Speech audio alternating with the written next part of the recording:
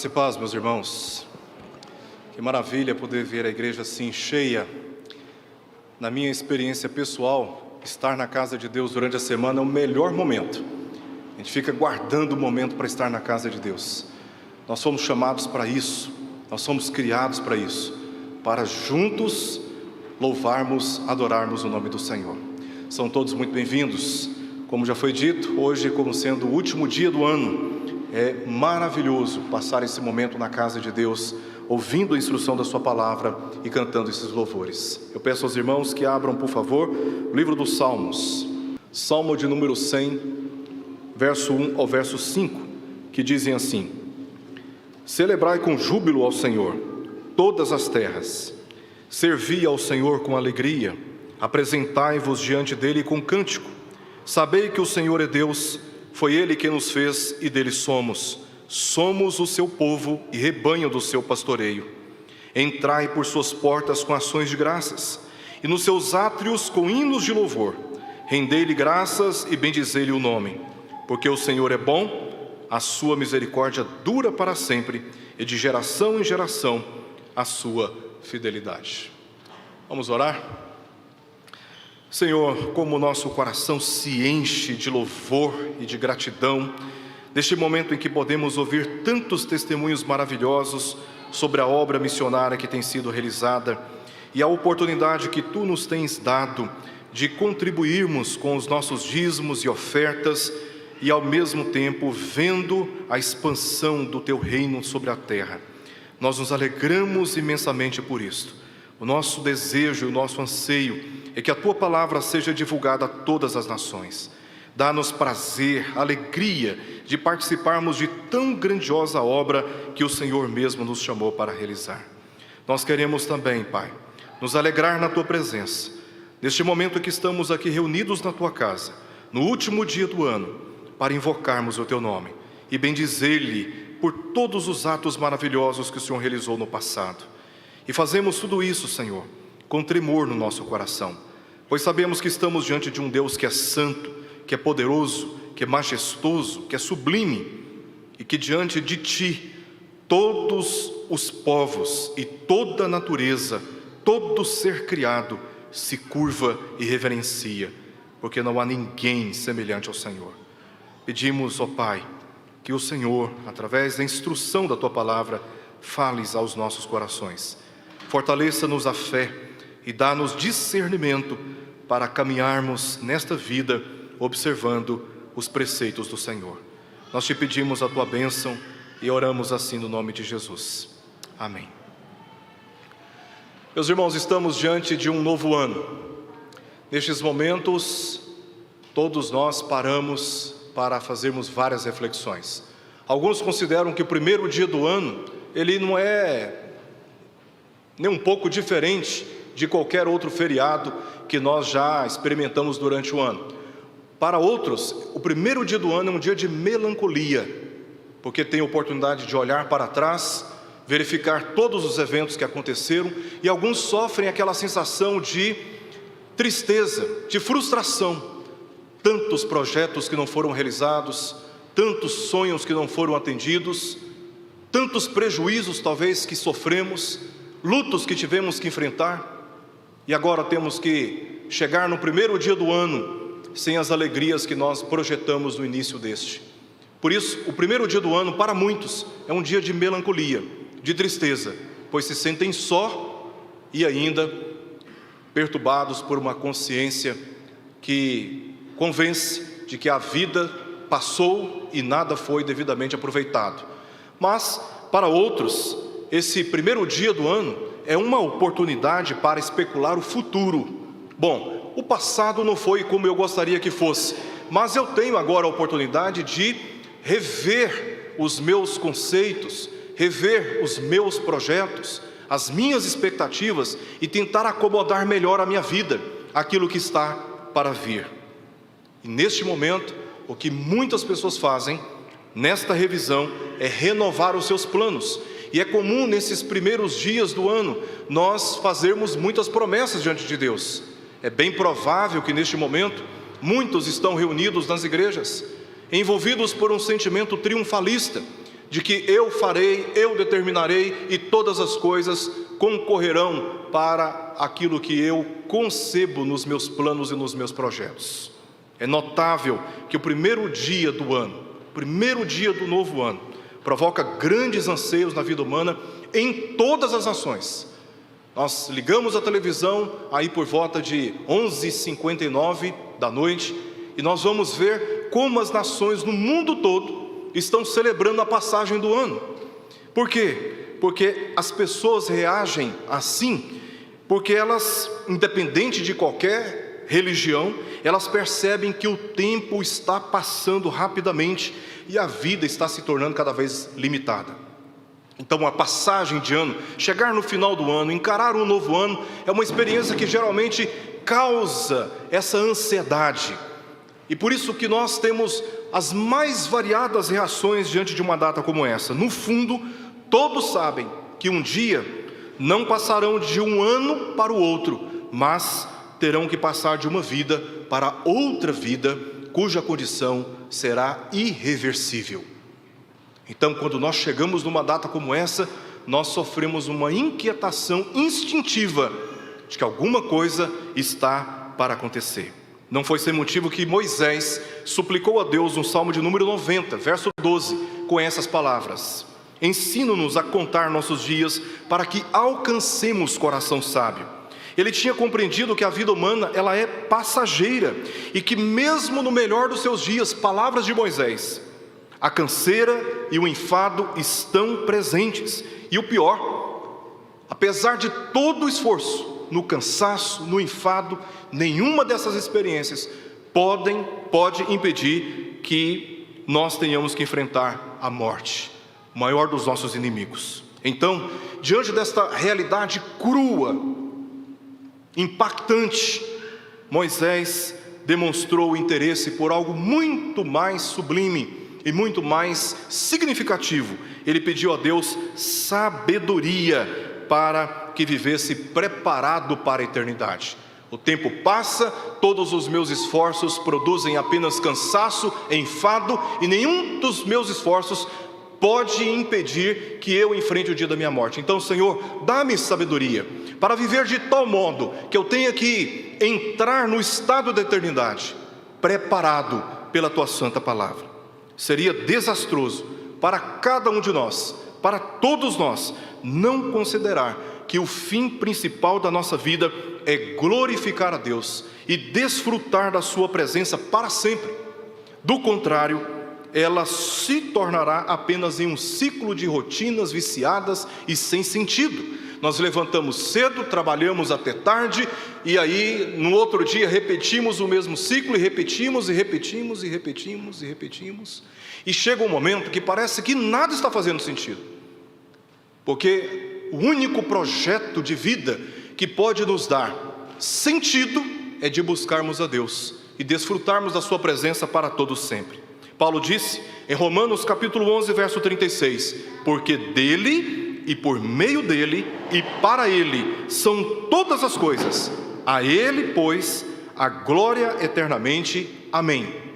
Portanto, glorificar a Deus não é apenas reconhecer quem Ele é, ou cantar cânticos que afirmam suas virtudes, mas viver conscientes de que todos nós pertencemos a Ele.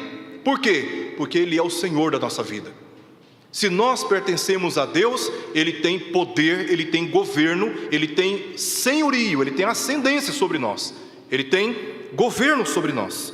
Também reconhecer, glorificar a Deus é reconhecer a nossa dependência dEle. Nós dependemos da palavra de Deus como o alimento que nos permite viver a vida espiritual de uma maneira saudável, e nós precisamos nos dedicar às orações, porque pelas orações nós estamos falando com Deus. Ele fala conosco pela palavra, nós falamos com Ele pelas orações, e assim nós alimentamos a nossa relação com Ele. Também glorificar a Deus é comprometer todos os nossos objetivos em função dEle, porque Paulo mesmo disse: para Ele são todas as coisas, a Ele, pois, a glória eternamente. Amém. Todos os nossos planos, todos os nossos projetos, as nossas aspirações, nossas expectativas precisam ser organizados para este fim principal, de glorificar a Deus. Deus tem que ser o centro, Deus tem que ser o motivo, Deus tem que ser a causa. Senão, nenhum dos nossos projetos de vida, por mais suntuosos, por mais impressionantes que sejam diante dos homens, no final da vida, eles não poderão em absolutamente nada contribuir para o estado eterno que cada um de nós haverá de enfrentar. Meu objetivo aqui será de estimular essa santa consciência de que a nossa vida deve ser centrada em Deus e também na gratidão a Ele, porque Ele tem cuidado de cada um de nós. Este salmo, ele não tem uma autoria declarada, e seria infrutífero especular qual seria o autor. O fato é que este salmo ele não tem um autor conhecido, e ele foi dedicado, como o próprio texto mesmo diz, salmo de ações de graças. Ele foi dedicado para ser cantado na transição do povo, na peregrinação do povo, na entrada do povo na cidade de Jerusalém, rumo ao templo onde eles ofereceriam frutos ou ações de graças a Deus. E eu estou organizando essa passagem aqui em duas partes, apenas 2 argumentos do autor, para facilitar o nosso entendimento sobre o que a passagem da palavra de Deus diz a cada um de nós. Primeiro, uma convocação para o culto a Deus, verso 1 até o verso 3. O salmista está aqui focalizado, enfatizando essa convocação, dizendo para todas as nações: venham celebrar na presença de Deus, venham para a casa de Deus, venham prestar-lhe culto. Versos 1 ao verso 3. A última parte, o salmista, ao que tudo indica, está dedicando aqui as suas instruções para aqueles que atendem um chamado. Então, esses que atenderam um chamado, quais são as instruções que eles devem observar? Então, vamos mais uma vez ler o que diz aqui o verso 1 ao verso 3, onde o salmista está fazendo esta convocação para a celebração do Senhor. Ele diz: celebrai com júbilo ao Senhor todas as terras, servi ao Senhor com alegria, apresentai-vos diante dele com cântico, sabei que o Senhor é Deus, foi Ele quem nos fez e dele somos o seu povo e rebanho do seu pastoreio. Se você observar todos esses versos, toda essa passagem, nos 5 versos, cada um deles faz menção de Deus como motivo central das festas, da alegria, do serviço, das ações de graças, dos cânticos e dos atos redentivos. E nesses versos 1 e 2, o salmista faz 3 apelos aos povos. O primeiro apelo que o salmista faz está no verso 1, onde ele diz: celebrai com júbilo, ou seja, todos devem celebrar ao Senhor, todos os povos, como Israel festejava com cânticos, com orações, com instrumentos de música e muita comida, assim todos se alegravam na presença de Deus. E o salmista está dizendo para todos os povos: vocês precisam celebrar na presença de Deus. Festa de crente é diferente. Festa de crente é diferente. A nossa festa, a nossa celebração, a nossa alegria é demonstrada no ajuntamento do povo de Deus, onde o Senhor ali ordena a sua bênção, e podemos entoar cânticos, fazer orações, usar instrumentos para a música, e assim nos alegrar na presença do Senhor. E o salmista, reconhecendo a beleza do culto a Deus, o significado do culto a Deus, reconhecendo o prazer de estar na presença do Senhor, ele está dizendo para todos os povos: venham, celebrem na presença do Senhor. Este é o primeiro apelo que ele faz. O segundo apelo, na sequência, é um apelo para que todos possam servir ao Senhor com alegria. O serviço aqui se relaciona ao culto antigo. Como que as pessoas antigamente, no contexto da antiga aliança, prestavam culto a Deus? As pessoas faziam isso através de ritos de sacrifícios, oferendas, votos, porque assim o povo estava afirmando a sua aliança com Deus. Então eles iam para o templo, eles ouviam a leitura do texto sagrado pelos sacerdotes, eles ofereciam as suas ofertas, algumas como ações de graças, outros para expiação dos seus pecados. Ali eles tinham a oportunidade de confessar os seus pecados e saírem daquele ambiente conscientes de que Deus havia lhes perdoado os pecados. E eles chegavam no templo cantando, saíam do templo cantando, e dessa maneira eles desfrutavam do culto na presença do Senhor.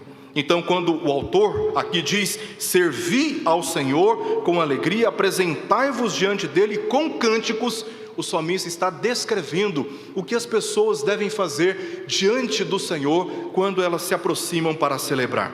O terceiro apelo está aí: apresentai-vos a ele com cântico. Os cânticos faziam parte das festas do povo de Israel, expressavam a sua confiança e a sua felicidade na presença de Deus. Este salmo, por exemplo, ele era um cântico tradicionalmente cantado pelos judeus. Deus, ele não está interessado, meus irmãos, em uma adoração secreta, sigilosa, resignada, tímida, isolada. Pelo contrário, Deus quer que todos os povos publicamente e com júbilo celebrem o seu nome com alegria e com cânticos na presença dele. Com cânticos na presença dele. Você quer fechar os seus olhos na hora dos cânticos? Feche os seus olhos. Você quer levantar as suas mãos? Levante as suas mãos. Levante a sua voz. Você não quer levantar as mãos, não quer fechar os seus olhos? Não tem problema, mas louve a Deus, abra a boca, cante louvores. Deus quer que nós lhe apresentemos cânticos que afirmam a nossa confiança e a nossa alegria de estarmos na presença do Senhor. O pastor John Piper diz que não haverá salvação e a verdadeira adoração entre as pessoas que ainda não ouviram o Evangelho. Enquanto as pessoas não ouvirem o Evangelho, não haverá a verdadeira adoração. Por isso, missões existem por causa da falta de adoração no mundo. Como que as pessoas celebrarão o nome do Senhor? Como este texto poderá ser uma realidade se nós não olharmos para o mundo em que nós vivemos, as circunstâncias de relacionamentos nas quais cada um de nós interagimos, como um campo missionário? As pessoas precisam ouvir a respeito de Yahvé. As pessoas precisam ouvir a respeito do Deus de Israel. As pessoas precisam ouvir a respeito do Deus vivo e verdadeiro. Sem isto, elas não oferecerão a Deus cânticos de louvor que devem ser entoados àquele que unicamente é digno de recebê-los. O Salmo, portanto, é uma convocação para o culto a Deus, acompanhada de deveres missionários claros, pois os demais povos também são convocados a celebrar, servir e apresentar-se diante de Deus com cânticos, após conhecê-lo, bem como as maravilhosas obras das suas mãos. E esta convocação, estes três apelos que o autor faz, ele faz baseado também em três motivos, que nós encontramos aqui no verso 3. No verso 3, primeiramente, o salmista apresenta como motivo a pessoa de Deus, porque ele diz: sabei que o Senhor é Deus. Reconheçam que Ele é Deus. Num contexto de idolatria, num contexto de esterilidade espiritual, anunciar que Deus é o único verdadeiro, vivo e verdadeiro Deus, é motivo para que os povos então se reúnam em Jerusalém e prestem culto a Deus, porque enfim encontraram aquele que é único e verdadeiro. Porque os povos adoram aqueles que eles mesmos fabricam com as suas mãos, mas Deus não foi criado por ninguém. Ele é o Criador, Ele é o Todo-Poderoso. Eleva os meus olhos para os montes, de onde me virá o socorro? O meu socorro vem do Senhor, que fez os céus e a terra. Diferente de todos os deuses da terra, Deus é aquele que soberanamente criou todas as coisas, e se Ele criou todas as coisas, não há circunstância, por mais que pareçam para mim impossíveis de serem alteradas, não há circunstância que Deus não possa alterar pelo seu eterno poder. E essa apresentação de que o Senhor é Deus, é uma declaração, é uma afirmação que contrapõe com todos os deuses da terra. Ele é Deus. Este é o motivo porque os povos devem se reunir para adorar o Senhor. Segundo, o salmista indica aqui como motivo o poder de Deus. Primeiramente, ele toca num assunto muito importante para a existência humana: a nossa origem. Saber de onde viemos, onde estamos e para onde iremos é uma questão crucial para a existência humana. E o salmista informa qual é a nossa origem. Diz o texto: foi Ele quem nos fez. Ou seja, Deus é o nosso Criador. Ninguém mais possui esse status, somente Deus. E portanto Ele deve ser celebrado, porque Ele nos criou, Ele nos fez. Ele é a nossa origem. E o salmista também declara não apenas a nossa origem, mas também o governo de Deus, quando ele diz: e dele somos. Ele apresenta primeiramente a pessoa de Deus, saber que o Senhor é Deus, o seu poder, porque Ele nos criou, e o seu governo, dele somos. Mas também ele termina mostrando como terceira razão, terceiro motivo, porque nós devemos celebrar o nome do Senhor, é por causa do propósito que Ele estabeleceu para cada um de nós. Diz o salmista ainda no verso 3: somos o seu povo e rebanho do seu pastoreio. Nós que não éramos povo, mas agora somos povo de Deus. Nós que não tínhamos alcançado misericórdia, mas agora alcançamos. Agora somos o povo de Deus, somos o rebanho do Senhor. Não somos mais ovelhas desgarradas, que estavam caminhando silenciosamente para um grande e eterno abismo. O Senhor, como nosso pastor, nos resgatou e nos colocou dentro do seu aprisco, a família de Deus, o corpo de Cristo, o edifício edificado sobre pedras vivas, a pedra angular que é Jesus Cristo. Isso nos faz lembrar esta descrição de que somos todos nós o seu povo e rebanho do seu pastoreio. Nos faz lembrar do Salmo 23, verso 1, onde o salmista diz: o Senhor é o meu pastor, nada me faltará. Um pastor, naquela época, era mais do que um mero fazendeiro. Era um guia, era um protetor, era um provedor das ovelhas. Ele cuidava de todas as necessidades das ovelhas. Bastam ler o que diz no restante do Salmo 23. Como pastor, cuida do seu rebanho, leva para os pastos verdejantes, para as águas de descanso. O pastor é esta figura que está presente no meio das ovelhas, cuidando, alimentando, protegendo, guiando, sustentando em todas as suas necessidades. Portanto, não deve ser surpresa para nenhum de nós que esta mesma imagem tenha sido usada para retratar o relacionamento de Deus para com as suas ovelhas, para com o seu povo, como motivo para atendermos o chamado que está diante de nós, que nós devemos adorar. Nós somos o povo de Deus.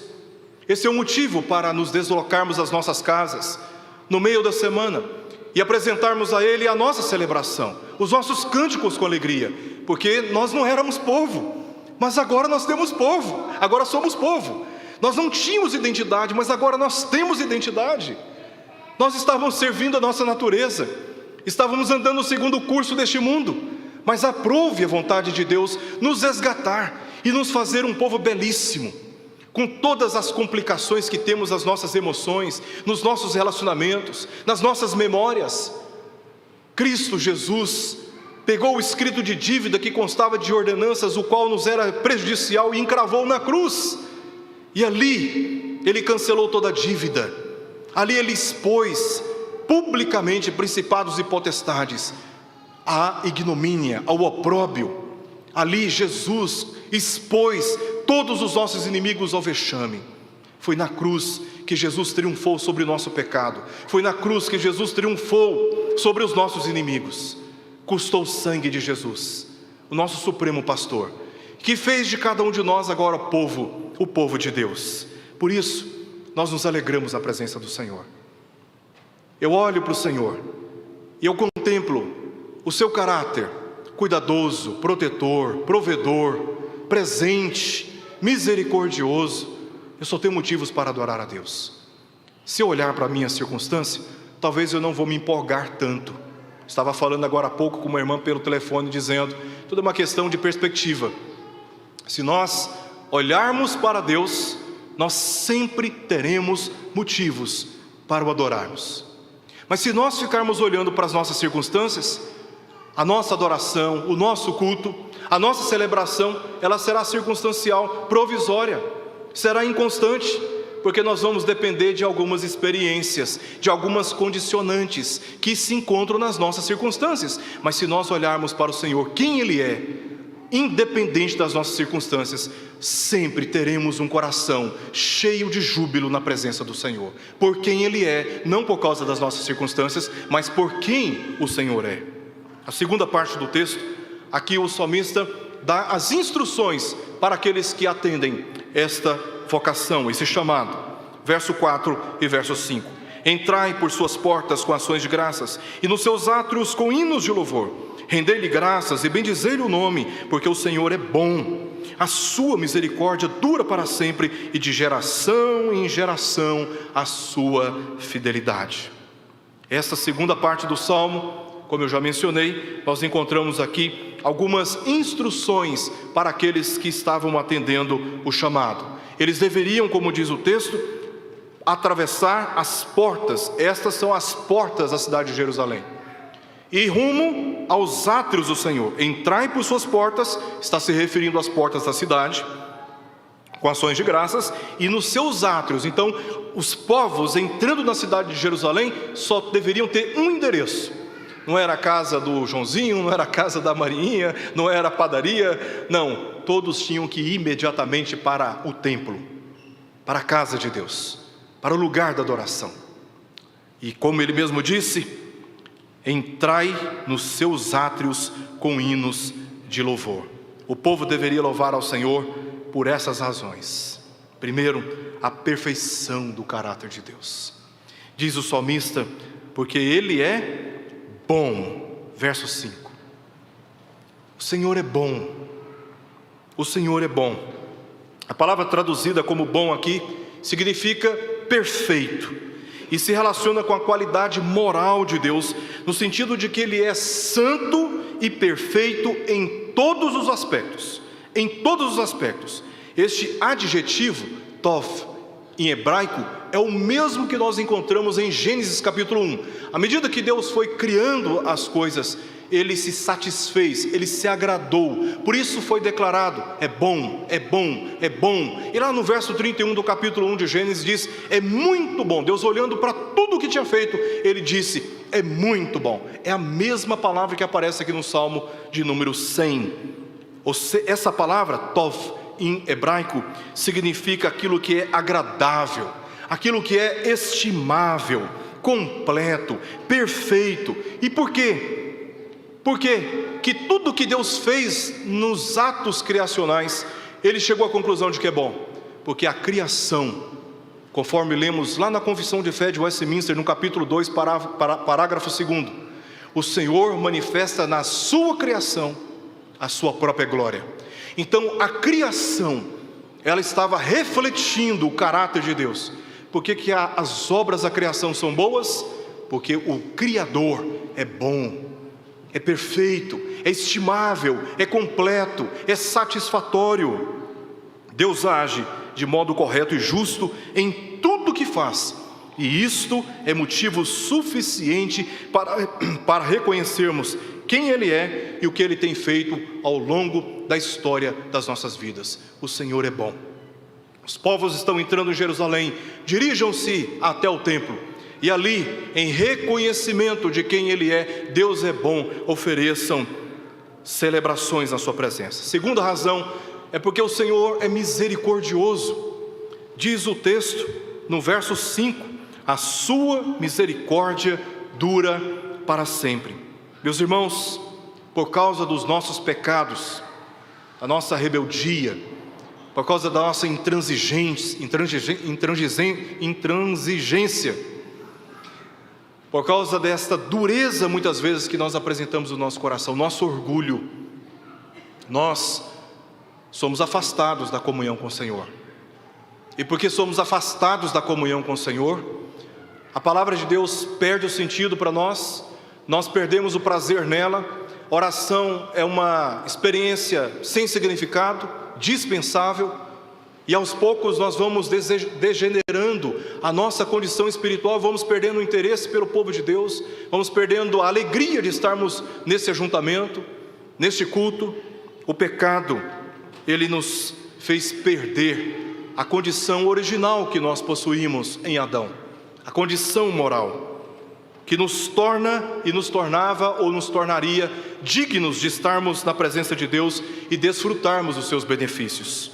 Contudo, o Senhor, apesar do pecado e dos danos que o pecado causou em cada um de nós, o Senhor, Ele providenciou um meio para que todos nós fôssemos perdoados. No passado, na antiga aliança, as pessoas alcançavam a expiação, a redenção, a remissão dos seus pecados, através de sacrifícios expiatórios, através de animais, e também pela mediação dos sacerdotes. Somente os sacerdotes poderiam administrar os sacrifícios no altar. E assim, as pessoas, elas recebiam da parte de Deus perdão dos seus pecados. E se não fosse assim, por essa providência de Deus no passado, a absoluta santidade de Deus, revelada por sua ira justa, penalizaria o povo dramaticamente. Nós seríamos completamente consumidos pela santidade de Deus. Jamais poderíamos nos aproximar dele. Jamais. Em Lamentações capítulo 3, versos 22 e 23, nós lemos o seguinte: as misericórdias do Senhor são a causa de não sermos consumidos, porque as suas misericórdias não têm fim, renovam-se a cada manhã, grande é a tua fidelidade. Nós só estamos aqui, certos de estarmos na presença de Deus, por causa das misericórdias do Senhor. O Senhor, Ele é bom, o Senhor é misericordioso, mas o Senhor também, como termina o Salmo, declarando que o Senhor é fiel, e a sua fidelidade é de geração em geração. Ela é contínua, ela é constante. A garantia dessas promessas repousa no caráter de Deus e no fato de que Ele nunca muda. Ele é o mesmo ontem, é o mesmo hoje e o será para todos sempre. E porque Deus nunca muda, as suas promessas, elas são altamente confiáveis. Altamente confiáveis. Ele não muda de opinião. Aquilo que Deus determinou, decretou na eternidade, há de se cumprir com fidelidade. O Senhor é honesto, constante, confiável, perfeitamente íntegro e cumpre as suas promessas. Olha o que Moisés disse em Deuteronômio capítulo 7, verso 7 ao verso 9. Deuteronômio capítulo 7, verso 7 ao verso 9. Não vos teve o Senhor afeição, nem vos escolheu porque fosseis mais numerosos que qualquer povo, pois éreis o menor de todos os povos, mas porque o Senhor vos amava, e para guardar o juramento que fizera a seus pais, o Senhor vos tirou com mão poderosa e vos resgatou da casa da servidão, do poder de Faraó, rei do Egito. Saberás, pois, que o Senhor teu Deus é Deus, o Deus fiel, que guarda a aliança e a misericórdia até 1000 gerações aos que o amam e cumprem os seus mandamentos. Deus é fiel. Deus é fiel. Nós fazemos promessas hoje, amanhã já nos esquecemos delas, mas o Senhor não é assim. As suas palavras jamais passarão. O Senhor cumpre cada uma das suas promessas.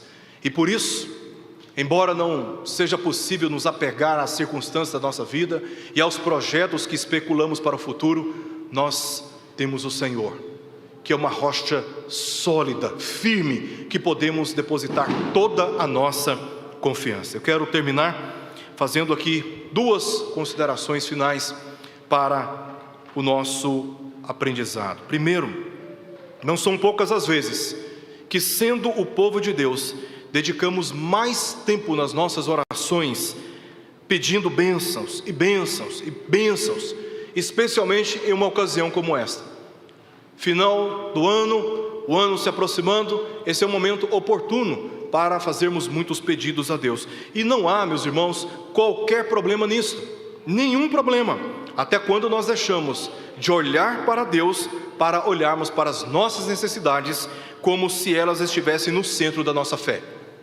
Como se Deus fosse um coadjuvante, e as nossas necessidades é o grande núcleo da nossa fé, a grande expectativa da nossa vida, o que justifica a nossa vida, nossas expectativas. Aí sim nós temos um grande problema. A grande verdade é que não merecemos qualquer bênção da parte de Deus. E quando as recebemos, nós recebemos simplesmente porque Deus é bom. É porque Deus é bom. Não é porque eu sou inteligente, não é porque eu sou dedicado ao trabalho, não é porque eu sou da família tal, não é porque eu estou na vida cristã há muitos anos, não é por nada dessas coisas. Se nós obtivermos alguma bênção, algum favor, algum benefício no próximo ano, nós precisamos reconhecer que nós obtivemos por causa da bondade de Deus, da misericórdia do Senhor. Assim, olhando para todo este ano de 2021, é certo que nós não atravessamos apenas por problemas, nós tivemos muitos momentos alegres, muitos livramentos, muitas bênçãos, incontáveis bênçãos. Podemos hoje olhar para trás e reconhecer que o Senhor, na sua bondade, Ele nos abençoou, não por nós, mas por causa da sua misericórdia.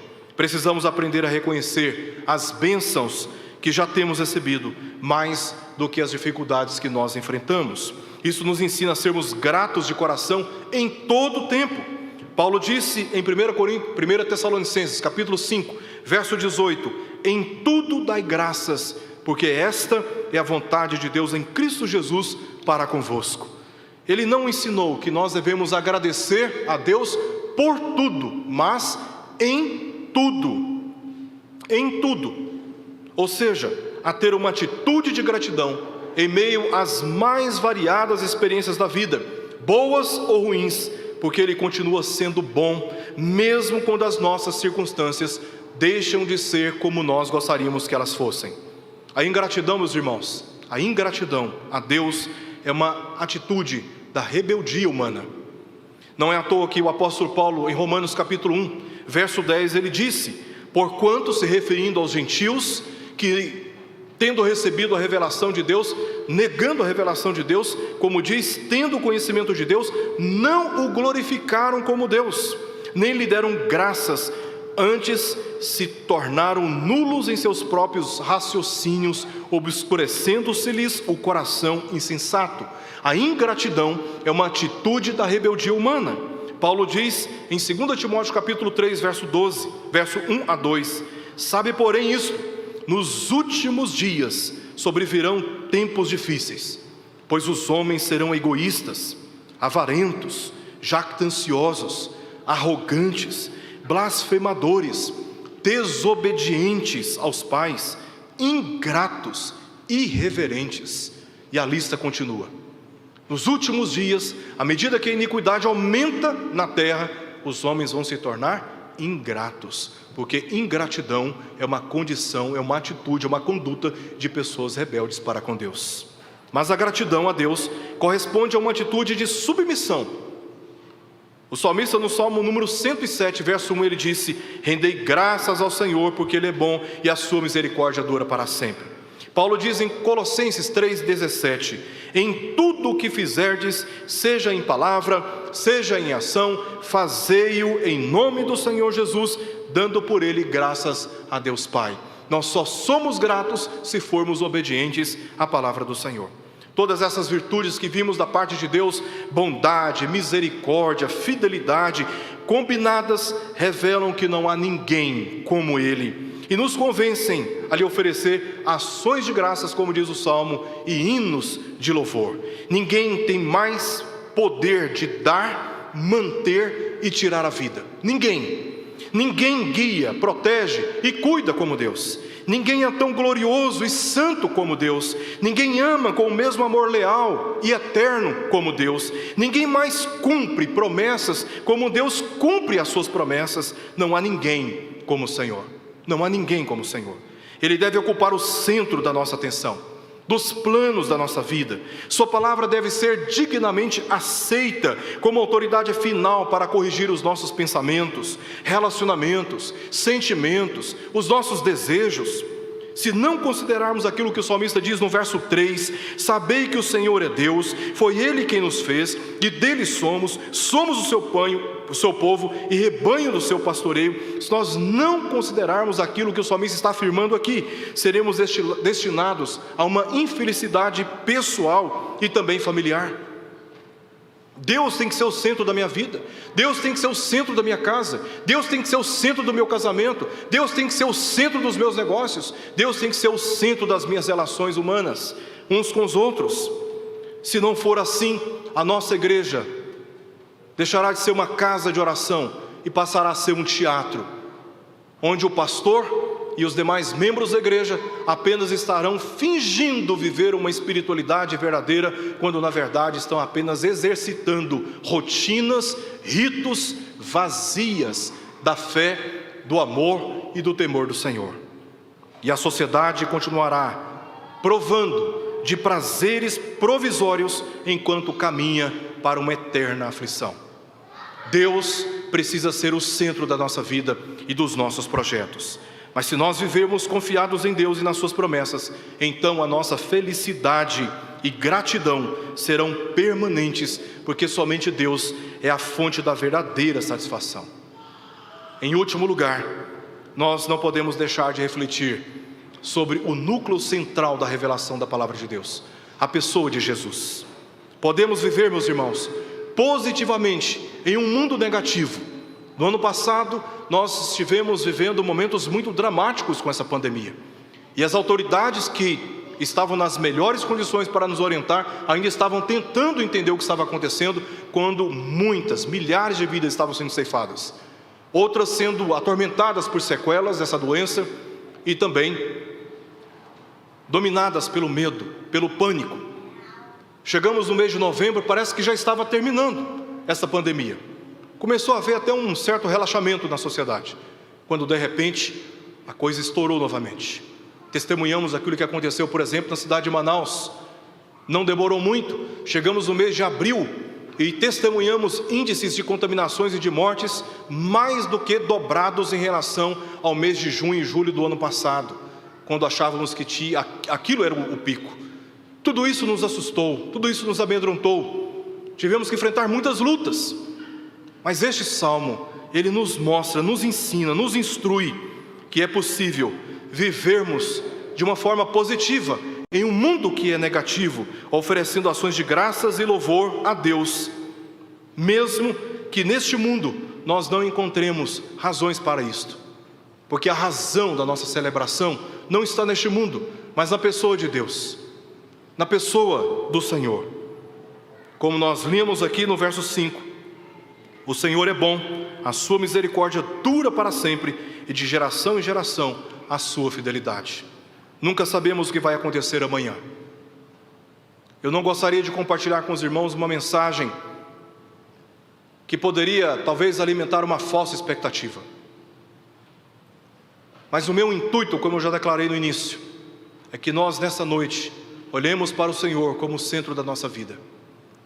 Quanto ao amanhã, nenhum de nós sabe o que vai suceder. Nenhum de nós. E só de pensar nas possibilidades diante das quais estamos vulneráveis, já dá um temor no nosso coração, já dá um tremor na nossa vida.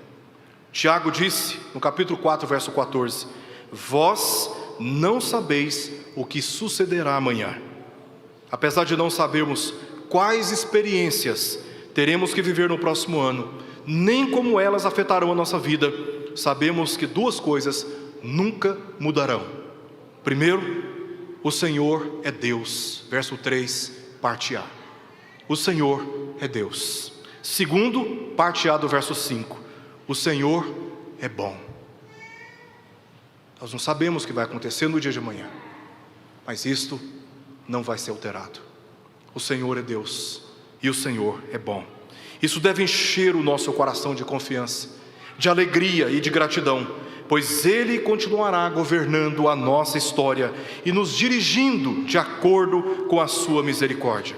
E Ele exerce essa misericórdia a nosso favor pela mediação do seu Filho Jesus Cristo. Ele é superior aos sacerdotes da antiga aliança, pois se pela ofensa de um reinou a morte, por ele recebemos a vida. Ele assumiu a nossa culpa para que nele fôssemos justificados. Seu sangue foi eternamente eficaz para a remissão dos nossos pecados. E no livro de Hebreus, ele é descrito como nosso sumo sacerdote. O templo para o qual as nações estavam sendo convocadas a apresentar a Deus um culto, ele era dividido em 3 átrios. 2 deles eram reservados apenas aos sacerdotes e ao sumo sacerdote. O chamado santuário, ele tinha 2 recintos. No primeiro, os sacerdotes tinham acesso, mas no átrio interior, conhecido como Santíssimo Lugar, ou Santo dos Santos, apenas o sumo sacerdote tinha acesso uma vez ao ano. O povo não entrava no santuário, o povo ficava do lado de fora. E o primeiro ambiente, o primeiro átrio, ali havia divisões para os levitas, para os homens e para as mulheres. E do outro lado do muro havia o chamado Pátio dos Gentios. Eles ficavam do lado de fora do santuário, dentro da área do templo.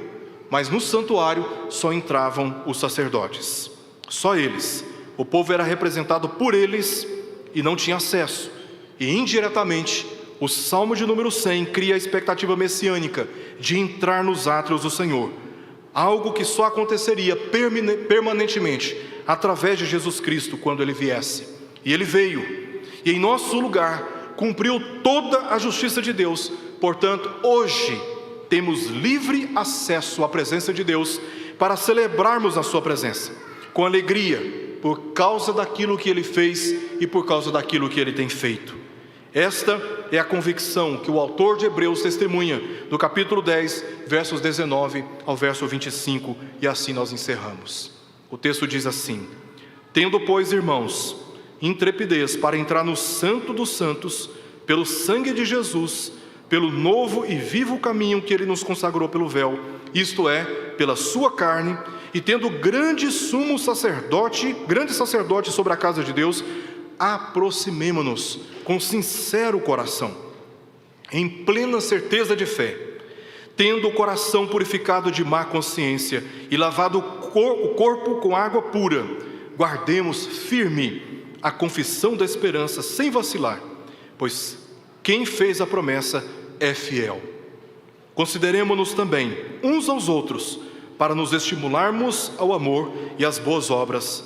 Não deixemos de congregar-nos, como é costume de alguns. Antes, façamos admoestações, e tanto mais quanto vedes que o dia se aproxima. Vamos orar.